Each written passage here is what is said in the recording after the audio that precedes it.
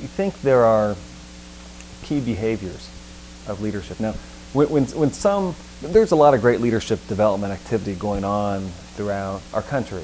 There are great books on leadership you can buy and read. And a lot of them focus on traits or ideas. We focused our effort on behaviors.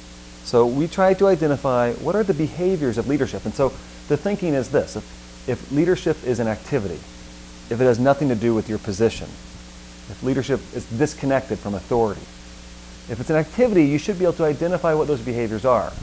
So that's what we had Kansans help us identify. What are the behaviors of civic leadership? Now, Kansans didn't tell us, well, we need more people who can diagnose situations, manage self, energize others, and intervene skillfully. Those are the 4 competencies of the Kansas Leadership Center. Those competencies make up the curriculum, those behaviors. But they did say things like, like Kansans, if they just could think more before they would jump into the situation, if they just really understood the song beneath the words in some of these communities, they could be more effective. Or Kansans would say things like,